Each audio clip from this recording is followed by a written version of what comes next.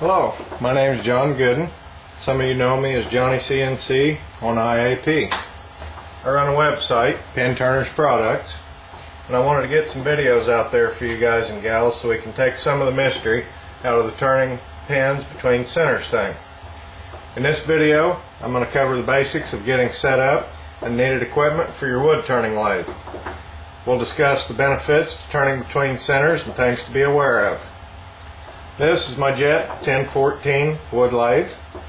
You need to check your owner's manual or your lathe manufacturer's website for information on what size Morse taper accessories that your lathe will take. Most common is Morse taper number 2, followed by Morse taper number 1. The Jet 1014 shown here takes Morse taper number 2. These are the Morse taper sockets. Alright, what do you need to turn a pin between centers? You're going to need a dead center for the headstock and a live center for the tailstock. This is traditional equipment used on metalworking lathes, not always available from traditional wood turning suppliers. Live centers that come with your wood lathe, with rare exception, are not suitable for our process. The point angle is not correct for even the seat in the end of a mandrel rod.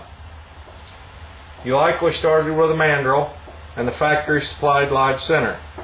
Your first pins may have come out somewhat acceptable, then you noticed vibration and chatter became more of a problem.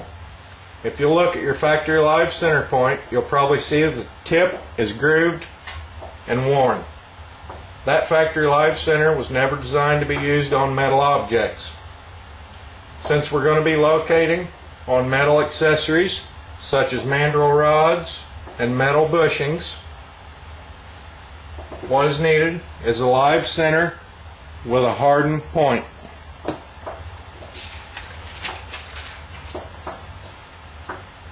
Here we have a Morse taper number 2 live center, normally used in the metalworking side of things, that fits our wood lathes quite nicely.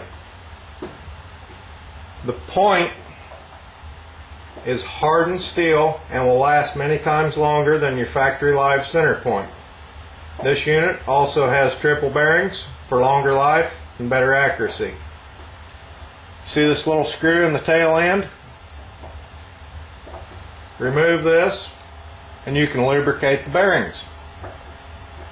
I find that gear oil, say 80 to 90 weight, is a suitable lubricant. Walmart brand is cheap and it works. It's heavy enough not to run right back out on the first use.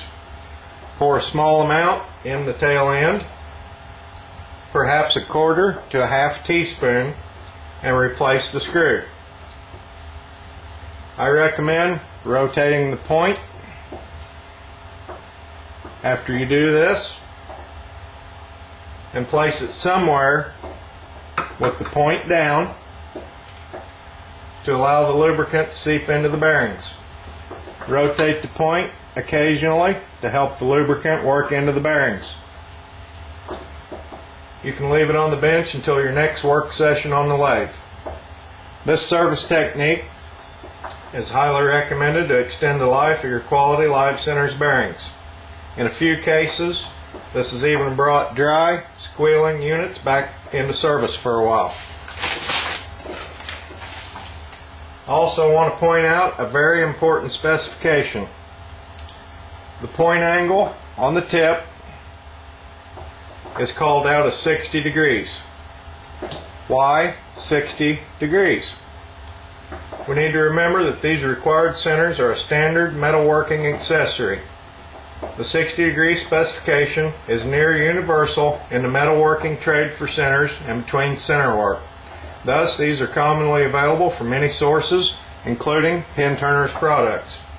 The 60 degree specification is not a proprietary angle, it is in fact a worldwide standard. It's critical to note that any between centers bushings that you purchase from Penturners Products will have a 60 degree center seat machined in them. To utilize these bushings in their proper capacity, you must use live and dead centers with specified 60-degree points. This is all designed as part of a system that works hand in glove together, providing an extremely stable, true running setup. Use of factory live centers, factory spur point centers, etc. will not be acceptable and will damage the 60-degree center seat in your precision bushings purchased from us. This 60-degree live center is also recommended for those who use mandrel rods, as the dimple in the tailstock end of most mandrel rods, seen here, it's a little hard to see, it's kind of small. It also has a 60-degree center seat machined into the end of this mandrel rod. The point on live centers that I sell is hardened steel and will hold up much longer than any factory supplied live center point that came with your lathe. And these are the proper angle. So you have everything to gain and nothing to lose by purchasing a proper 60-degree live center. Transitioning now to the headstock side, we'll be utilizing a 60-degree dead center. The key points here are: this is what transmits drive power from the lathe spindle. The point angle, being 60 degrees, is the required angle for use with between center bushings purchased from Penturners Products. This is a repeatable, inexpensive accessory. Homemade dead centers turned on a wood lathe are not only prone to wear, but the point angle will never be a perfect 60 degrees, and the run out is likely not repeatable after they are removed and replaced in the spindle at a later date. This unit is equipped with a carbide tip. You can see here that carbide is brazed in place. This is ground on a precision machine to run true. It will provide the ultimate in wear life. Mine has been in use for 2 to 3 years and shows little to no wear. It's repeatable in and out of the spindle, and wear life is stellar. We also offer a less expensive dead center at about half the price of the carbide tip model. This unit has the proper 60-degree point angle and is acceptable for our uses. It is, however, made from high-speed steel and will not last as long as the carbide tip model. I offer this option for those who are on a tight budget or those who simply wish to try a dead center at a lower cost. Alright, let's put these centers in place in the lathe.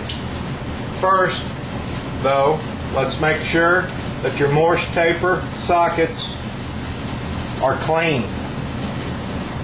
You can use a scrunched up paper towel, maybe wet with mineral spirits if your tapers are really grungy. Let's wipe these out.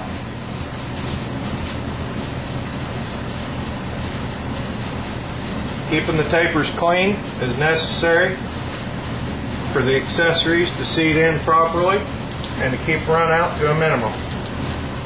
Also, make sure that your Morse taper accessories have clean shanks and no nicks or burrs. Any dirt, nicks, or burrs will cause run out issues. Nicks or burrs can be carefully dressed out with abrasive paper if they're found. Just keep it to a minimum. The dead center goes in the headstock here. I like to give it a little twist as I seat it. The live center will go in the tailstock here. Also, give it a little firm twist as you seat it. This helps to lock the tapers in. You may need to extend your tailstock quill a bit to get your live center to seat. Removing the centers when the time comes is fairly simple. Use a tool that came with your lathe